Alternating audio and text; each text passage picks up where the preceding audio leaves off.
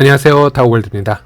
오늘도 파이 관련, 스텔라 관련 뉴스를 전달해드리는 시간을 가지도록 하겠습니다. 첫 번째로는 파이 채팅 업그레이드 뉴스가 되겠습니다. 영상을 보시는 것처럼 파이 앱에서 파이 채팅창을 오픈을 하게 되면요, 다음과 같은 업데이트 내용을 확인할 수 있습니다. 이미 코어팀에 의해서 예고가 되었던 업데이트이기 때문에 이렇게 보라색 버튼을 눌러서 진행을 해주시면 될 것 같고요. 현재 바뀐 채팅창을 보시면은 과거와 그렇게 크게 달라진 점은 없고요. 현재는 벽타기 기능이 지금 막혀 있습니다. 오래된 글들을 지금 다 확인할 수 있는 기능이 지원이 되고 있지 않은 상태인데요. 이번 파이 앱 채팅의 업그레이드의 가장 큰 목표는 이 채팅창과 파이의 채굴 앱을 따로 분리하는 서버 마이그레이션을 진행을 했고요. 이것은 앞으로 파이 테크팀이 보다 쉽게 채팅창 관련 개발 업그레이드를 진행할 수 있도록 그런 준비를 하는 과정이다, 이렇게 보시면 되겠습니다. 그러니 지금 채팅창에 당장 접속을 하더라도 큰 어떤 변화를 기대하는 것보다는 미래 여러 개발을 위해서 준비합니다, 이렇게 보시면 되겠고요. 네, 다음 뉴스로는 파이 앱 메인 화면이 업데이트가 되었습니다. 짧은 공지인데요. 바로 파이 브라우저에서 파이 지갑에 접속을 했을 때 파이 브라우저 주소란에 꼭 확인을 해야 되는 내용에 관한 부분입니다. 이것은 제 채널에서 이미 수차례 강조를 해드렸던 것만큼 매우 중요한 부분이라고 할 수 있겠는데요. 우리가 파이 브라우저에서 파이 지갑으로 이동을 하면, 또는 어떤 앱에서 파이 지갑 연결 버튼을 클릭을 하면요, 보통은 지문 인식을 해서 파이 지갑을 작동을 시키거나, 또 이런 생체 인식이 등록이 되지 않은 경우에는 비밀 구조를 입력을 해서 파이 지갑을 작동을 시켜야 되는데요. 이때 비밀 구조를 입력하기 전에 확인을 해야 될 가장 중요한 부분이 하나 있습니다. 그것은 바로 이 브라우저 주소창에 이와 같은 주소로 연결이 잘 되어 있는지 확인을 해야 된다는 겁니다. 이 주소로 연결이 되어 있어야 여러분이 비밀 구조를 입력하더라도 전혀 문제가 되지는 않습니다. 파이 네트워크의 지갑은 비수탁형 지갑으로 설계가 되어 있기 때문에 여러분들이 24개의 비밀 구조를 입력을 할 때 이 주소로 연결이 되어 있어야 앱 개발자는 물론 코어팀에서도 여러분이 어떤 비밀 구조를 입력을 했는지 알아낼 수 없게 됩니다. 그래서 만약 이 주소가 아니라면 100% 스캠 사이트라고 보시면 되겠고요. 지갑 결제를 하실 때 이 주소로 되어 있지 않고 다른 주소로 되어 있다면 여러분들이 비밀 구조를 입력하게 될 때 그 24개 영단어는 스캠 사이트 개발자에게 노출될 가능성이 충분히 있다, 이렇게 생각을 하시면 되겠습니다. 그래서 항상 확인을 하시고, 또 결제마다 이렇게 비밀 구조를 일일이 입력하지 않도록 지문 등록을 하셔서 간편하게 지갑을 작동시키는 것도 좀 더 간편할 수 있고 안전한 방법이 되겠습니다. 제가 직접 이거는 테스팅을 해서 보여드릴게요. 일단 파이 브라우저 접속을 하셔서 여기 보라색 버튼을 누르시면은 여러 앱들을 테스팅을 할 수가 있습니다. 네, 여기 많은 앱들이 있는데 여기서 제가 아무 앱이나 하나 접속을 해보겠습니다. 여기 Doll4Pi 이 앱에 접속을 해서요, 디테일을 누르고 녹색 누르고 다시 오픈 앱을 누르면은 접속을 할 수가 있습니다. 사실 여기 있는 모든 앱들에 파이 지갑 연결 기능이 있습니다. 도네이션을 하든, 즉 기부를 하든, 파이 결제를 하든, 파이 전송을 하든, 파이 지갑이랑 연결할 수 있는 기능들이 있을 텐데 그거를 제가 직접 연결을 해서 보여드리도록 하겠습니다. 지금 같은 경우는 제 아이디를 누르면은, 그렇죠? 이 녹색에 보면은 도네이션이 뭐냐면은 기부입니다. 즉 이 개발자에게 3.14 파이를 기부를 할 것이냐, 테스트 지갑이랑 연결이 되는 거니, 테스트 코인을 또 보내는 거니, 일단 부담 없이 저는 눌러서 확인을 해보겠고요. 그러면은 일단 이제 파이 지갑이랑 연결이 되는 건데, 여기서부터 이제 확인을 하셔야 되는 게, 여기 파이 브라우저 위에 주소 창에 이 주소가 있어야 됩니다. 만약에 다른 주소로 되어 있다면은 이거는 스캠 사이트, 스캠 앱일 확률이 거의 99.99%이고 나가셔야 됩니다. 자, 그래서 어차피 저는 테스트 파이로 지불을 할 것이니 일단 제가 클릭을 해볼게요. 그리고 자, 전송하기 할 거냐, 전송을 하면, 자, 여기서 저는 지문을 등록을 해놨기 때문에 지문을 등록을 해라 이렇게 되어 있는데, 만약 제가 이거를 잘못 지문을 등록을 하게 되면 생체 인식 사용해서 지갑 잠금을 해제하지 못했기 때문에 비밀 구조를 사용하십시오. 그래서 여기 이제 제가 24개의 비밀 구조를 입력을 하면 되는 겁니다. 지금 이 주소가 되어 있기 때문에 제가 여기에 제 비밀 구조를 입력을 하더라도 문제는 없습니다. 하지만 다른 주소로 되어 있다면 절대 이 24개의 비밀 구조를 여기다가 입력을 하시면 안 됩니다. 그리고 다음 뉴스로는 블락템포라는 대만 미디어에 실린 저스틴 선과 파이 네트워크의 뉴스를 잠시 공유를 해드리도록 하겠습니다. 일단 이 블락템포라는 미디어의 공신력은 제가 정확하게 파악을 할 수가 없었기 때문에 이 미디어를 상대적으로 더 잘 알고 있는 파이체인몰 개발자 에드윈에게 개인적으로 문의를 주었고요. 에드윈 말에 따르면 이 미디어의 공신력은 그렇게 나쁘지는 않다. 대만 내에서 블록체인 관련 나름 주류 언론 매체이다. 이렇게 얘기를 하고 있고요. 다만 이 미디어가 파이 프로젝트에 대한 이해도가 높다라고는 할 수 없고 또 저스틴 선 이 개인 신뢰도가 높지 않기 때문에 구분을 잘 해서 미디어를 확인할 필요가 있다. 이런 얘기를 공유를 해주었습니다. 저스틴 선은 다들 아시겠지만 트론의 창시자이고 비트토렌트를 인수하기도 했고요.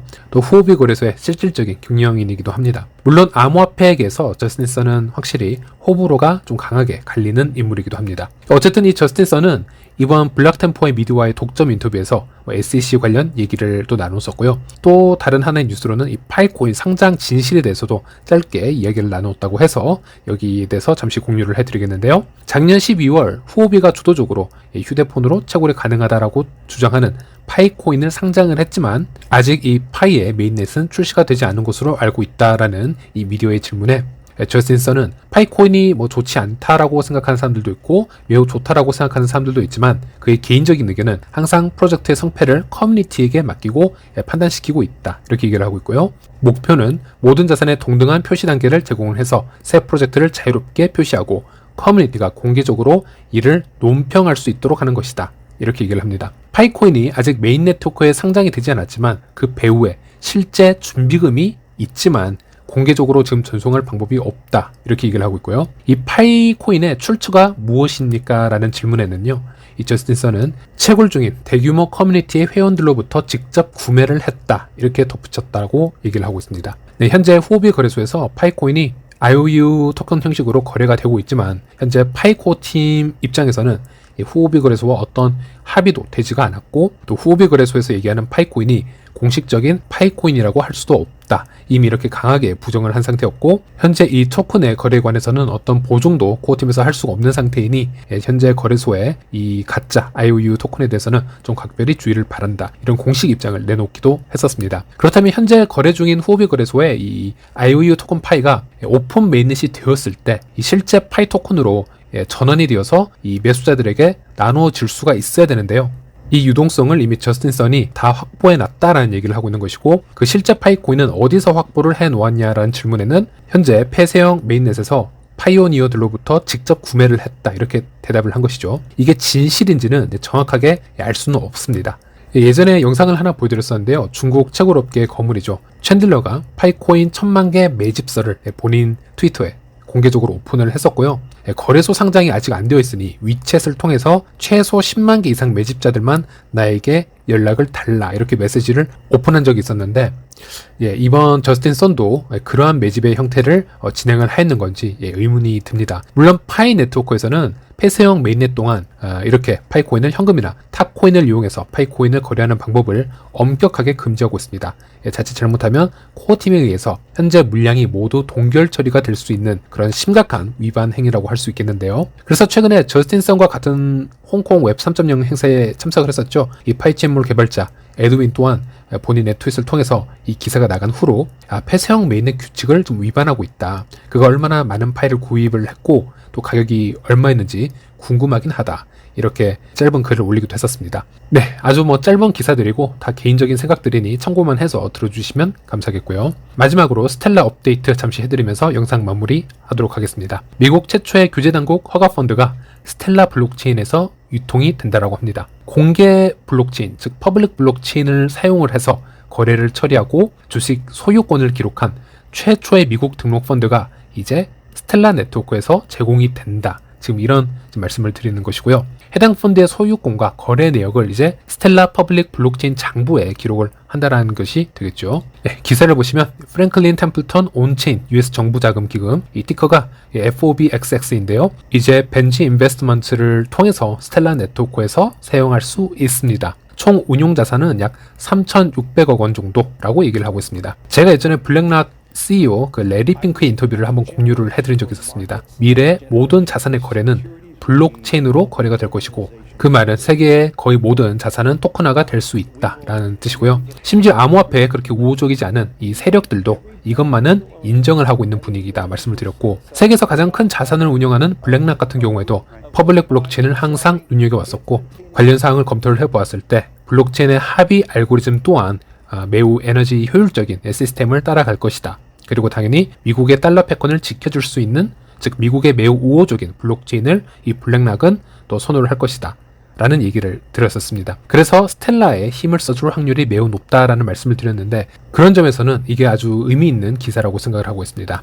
앞으로는 스텔라 블록체인 위에서 더 많은 자산들이 거래가 이루어질 것이라 저는 그 관점을 계속 유지하고 있고, 참고로 이런 리플이나 스텔라는 뭐 이렇게 된다고 하더라도 코인 자체의 펌핑은 크게 일어나지 않을지도 모릅니다. 왜냐하면 리플이나 XRP나 XLM은 이런 여러 자산들의 이동을 돕는 가스형 토큰이라고 정의를 하고 있기 때문에 일반적인 타 암호화폐의 수익성에 비해서는 이름에도 불구하고 그다지 높지 않을 수 있다. 항상 저는 말씀을 드리고 있고, 대신 제가 보는 것은 이런 리플이나 스텔라를 통해서, 특히 이 스텔라를 통해서 우리는 미래 블록체인의 방향성을 읽을 수 있고 큰 흐름을 파악할 수 있다. 저는 이렇게 생각을 하고 있습니다. 앞으로 이 블록체인을 통해서 이종 지불 문제를 어떻게 가장 효율적으로 풀어줄지, 굳이 작업 증명이나 지분 증명일 필요가 없습니다. 이런 스텔라의 SCP 합의 방법이 충분히 블록체인의 순기능을 다 해주면서 매우 효율적으로 안정적으로 이종 지불 문제를 다 해결해주고 있기 때문에, 또 포크가 일어나지 않는 시스템을 가지고 있기 때문에 세계의 금융자산을 이동시키기 매우 효율적이고 안전할 수 있습니다.